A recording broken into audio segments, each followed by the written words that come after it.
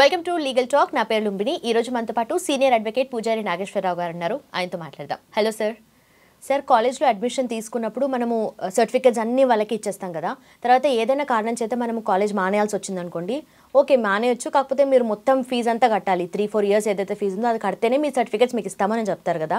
So అలాంటివి చేస్తే students నష్టపోతారు కదా. సో దీన్ని మనం ఎలా తీసుకోవాలి అండ్ లీగల్ ప్రొవిజన్స్ ఏముంటాయి దీనికి? ఇప్పుడు జనరల్గా ఏంటంటే మనం ఏదైనా కోర్సులో అడ్మిషన్ తీసుకున్నప్పుడు డిగ్రీ కాలేజీలలో కావచ్చు, లేకపోతే ఇంజనీరింగ్ కాలేజీలో కావచ్చు, మెడిసిన్, ఇంకా అదర్ ఎనీ కోర్సెస్ మనం కాలేజీలో అడ్మిషన్ తీసుకున్నప్పుడు ఏంటంటే వాళ్ళు ఒరిజినల్ సర్టిఫికేట్స్ అనేది పెట్టుకోవడం జరుగుతుంది జనరల్గా ఫర్ ద వెరిఫికేషన్ పర్పస్.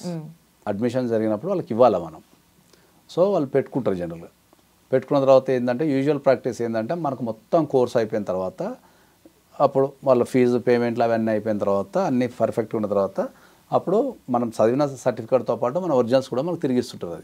అది జనరల్గా జరిగే ప్రాసెస్ ఇది సమాజంలో. సో ఈ జరిగే అడ్మిషన్స్లో ఏంటంటే ఒక 5-10% డ్రాప్ ఉంటుంది. ఒక 5-10% అనేది డ్రాప్ ఉంటుంది. అంటే ప్రతి కాలేజీలో చేరిన ప్రతి ఒక్కరు చదవాలని రూల్ ఏం లేదు కదా.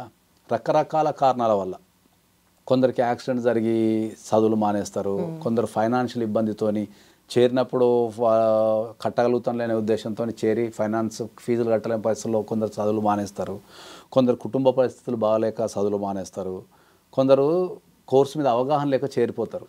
చేరిపోయిన తర్వాత కోర్సులో చేరిన తర్వాత వాళ్ళకి అర్థం కాదు పాపం వాళ్ళ నాలెడ్జ్కి. సో ఇంట్రెస్ట్ ఉండదు వాళ్ళకి, చదవాలని ఇంట్రెస్ట్ ఉండక వీళ్ళు మానేస్తారు. సో ఏ కారణం చేత వీళ్ళు మానేసినా మళ్ళీ ఇమీడియట్లీ మానేసినప్పుడు మరి కాలేజీలో సర్టిఫికేట్స్ ఉండిపోతాయి. మరి కాలేజీలో సర్టిఫికేట్స్ ఉన్నప్పుడు వీళ్ళు ఏం చేస్తారంటే కాలేజీకి వెళ్ళి సార్ నా సర్టిఫికేట్స్ ఇవ్వండి, నేను మానేసిన సార్, లేకపోతే నాకు ఆరోగ్యం బాగాలేదు, లేకపోతే నాకు ఇంట్లో పరిస్థితులు బాగాలేవు, లేకపోతే నాకు వేరే ఇష్యూస్ ఉన్నాయి, లేకపోతే కోర్స్ నచ్చలేదని చెప్తే వాళ్ళు సర్టిఫికేట్స్ ఇవ్వరు జనరల్గా. ఇవ్వకుండా కాలేజీ వాళ్ళు కానీ యూనివర్సిటీ వాళ్ళు కానీ ఏం డిమాండ్ చేస్తుంటారంటే ఏంటంటే నువ్వు ఏదైతే నీ కోర్సుకు సంబంధించి ఎంటైర్ ఫీజు ఉంటుందో అది మొత్తం కడితేనే మేము సర్టిఫికేట్స్ ఇస్తాము, మొత్తం కట్టకపోతే మేము సర్టిఫికేట్ ఇవ్వము అని చెప్పేసి వాళ్ళు డిమాండ్ చేస్తుంటారు బాగా. ఓకే. సో చాలామంది ఏంటంటే ఆ మొత్తం కడితేనే పైసలు ఇవ్వాలని పైసలు లేక ఓకే వీళ్ళు సర్టిఫికేట్స్ తీసుకోరు. చూద్దాంలే ఇప్పుడు అర్జెన్సీ ఏముంది, పైసలు వచ్చినప్పుడు తీసుకుందామనో, లేకపోతే ఇప్పుడు పైసలు లేవు కదా, నిజంగానే ఫీజు కట్టకపోతే పైసలు ఇవ్వరేమో అనే ఉద్దేశంతోనే ఉంటారు వీళ్ళంతా.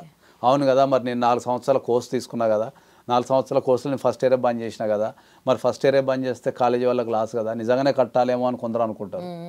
సో అట్లా కాలేజీలో సర్టిఫికేట్లు ఉండిపోతాయి అట్లనే చాలామందికి. తర్వాత ఏమవుతుంది, వీళ్ళకి రపక్కన ఏదో ఒక జాబు పోయినప్పుడు, ఫ్యూచర్లో ఒక జాబు పోయినప్పుడు, ఒక ఇంటర్వ్యూ పోయినప్పుడు, వాళ్ళకి ఒక దగ్గర ఒక నచ్చిన అవకాశం వచ్చినప్పుడు వాళ్ళు ఏం చేస్తారు, నచ్చిన అవకాశం వచ్చినప్పుడు ఏం చేస్తారంటే రపక్కన వీళ్ళు కాలేజీ పోతారు. వాళ్ళు కాలేజీ పోగానే మళ్ళీ సేమ్ డిమాండ్ ఉంటుంది. కొంతమంది చాలామంది తెలియక కట్టేసి తెచ్చుకుంటారు. కొంతమంది ఏంటంటే బార్గెనింగ్ చేసుకోను, రికమెండేషన్ చేసుకొని అట్లాంటివి తెచ్చుకుంటారు. కానీ వీళ్ళందరికీ తెలియని ఒక విషయం ఏంటి అంటే కాలేజీలకు యూనివర్సిటీలకు మన సర్టిఫికెట్లని పెట్టుకునే అధికారం లేదు. ఓకే, వాళ్ళు వెరిఫికేషన్ పర్పస్లో తీసుకోవాలి తప్ప ఓకే మన సర్టిఫికెట్లు పెట్టుకొని మనకు తిరిగి ఇవ్వము అనే అధికారం వాళ్ళకి లేదు. మీరు ఏ కారణం చేత కోర్సు మానేసినా, ఏ కారణం చేత మీరు కోర్సు మానేసినా ఆ కారణం చేత ఆ కారణాన్ని చూపెట్టి మొత్తం ఫీజు కట్టమనే అధికారం కాలేజీలకు యూనివర్సిటీలకు లేదు. కాబట్టి మీరు ఎప్పుడైనా సరే మీరు కోర్టుకు వెళ్ళి నా సర్టిఫికేట్స్ పలానా కాలేజీ వాళ్ళు ఉంచుకున్నారు, ఈ కారణం చేత నేను కాలేజీకి కానీ యూనివర్సిటీ కానీ రాలేకపోతున్నా అని చెప్పేసి మీరు కోర్టు కనుక అప్రోచ్ అయితే మీ సర్టిఫికెట్లు మీరు రూపాయి కట్టకుండా వాపసు వచ్చే అవకాశం ఉంటుంది. సో ఎవరైనా సరే మీ కాలేజీ వాళ్ళు సర్టిఫికెట్లు పెట్టుకొని మీరు ఫీజు కడితేనే మొత్తం ఎంటైర్ ఫీజు కడితేనే మేము సర్టిఫికెట్లు ఇస్తాము అంటే మీరు కట్టాల్సిన అవసరం లేదు. మీరు డైరెక్ట్ కోర్టుకు వచ్చి కోర్టులో ఒక మంచి అడ్వకేట్ని సంప్రదించి మీరు కోర్టులో కేసు వేసుకుంటే మీ సర్టిఫికెట్ క్షేమంగా మీకు బ్యాక్ వచ్చేస్తాయి. ఓకే. అయితే నార్మల్గా మీరు అంటే ఎక్స్ట్రీమ్ కండిషన్ చెప్తున్నారు, కోర్టు వరకు వెళ్ళి స్టూడెంట్స్ అంటే అందరూ చేయరు కదా అట్లా. అయితే కాలేజ్లో వాళ్ళు ఏం చెప్పి తీసుకోవచ్చు అసలు? కాలేజీలోకి వెళ్ళి మీరు జనరల్ లెటర్ ఇవ్వని చెప్పండి. మీరు కాలేజీకి వెళ్ళి మీరు లెటర్ పెట్టండి, సో కారణం వల్ల నేను కాలేజీలో నేను ఈ కోర్స్ కంటిన్యూ చేయలేకపోతున్నా, లేకపోతే సో కారణం వల్ల నేను కాలేజీ రాకపోతున్నా, కాబట్టి నా సర్టిఫికెట్లు నాకు ఇచ్చేయండి అని చెప్పి మీరు లెటర్ పెట్టుకోండి. లెటర్తో పాటు మీరు అక్నాలెడ్జ్మెంట్ తీసుకోండి కంపల్సరీ. ఎందుకంటే మీకు యూజీసీ గైడ్లైన్సే చాలా క్లియర్గా ఉన్నాయి. సర్టిఫికెట్లు హోల్డ్ చేసుకునే అధికారం లేదు అనేది యూజీసీ గైడ్లైన్స్ చాలా క్లియర్గా ఉన్నాయి. సో ఆ క్లియర్గా ఉన్నప్పుడు మీరు దాన్ని వాళ్ళు ఆ యూజీసీ గైడ్లైన్స్ కంపల్సరీ పాటించాలా. సో వాళ్ళు పాటించలేదు అనుకో నెక్స్ట్ ఆప్షన్ కోర్టే.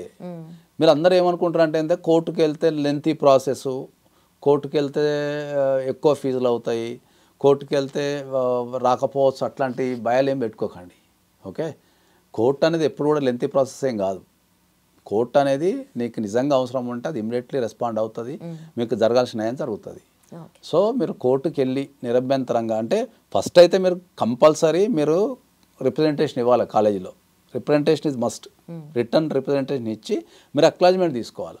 ఎందుకంటే మనం ఒకవేళ కోర్టుకి వెళ్ళి మా సర్టిఫికెట్లు ఇవ్వటం లేదంటే కూడా వాళ్ళు ఏం చెప్తారంటే ఏంటంటే నువ్వు రిప్రజెంటేషన్ ఇచ్చినావా అని అడుగుతారు. ఓకే, నేను రిప్రజెంటేషన్ ఇచ్చినా ఇవ్వలేదు అంటే ఇమ్మీడియట్లీ కోర్టు ఆర్డర్ ఇస్తుంది. ఒకవేళ ఇవ్వలేదు అనుకో కోర్టు ఏముంటుంది, ఫస్ట్ నువ్వు వెళ్ళి రిప్రజెంటేషన్ ఇవ్వు, ఇవ్వకపోతే అప్పుడు చూద్దాం పో అని చెప్తుంది. కాబట్టి రిప్రజెంటేషన్ అనేది మోస్ట్ ఇంపార్టెంట్. నువ్వు లెటర్ ఇవ్వాలి, నా కాలేజ్ సర్టిఫికెట్లు ఇవి మీ దగ్గర ఉండిపోయినాయి కాబట్టి నాకు తిరిగి ఇవ్వండి, నాకు కోర్స్ కంటిన్యూ చేయడం ఇష్టం లేదు అని రాసి మీరు అక్నాలెడ్జ్మెంట్ తెచ్చుకోవాలి. ఫస్ట్ స్టూడెంట్ తరఫు నుండి ఏ మిస్టేక్ ఉండొద్దు, రిప్రజెంటేషన్ ఇవ్వాలి. ఆ తర్వాత కూడా అవ్వకపోతే అప్పుడు కోర్టుకు వెళ్తే బెటర్ అంటారు. Thank you so much.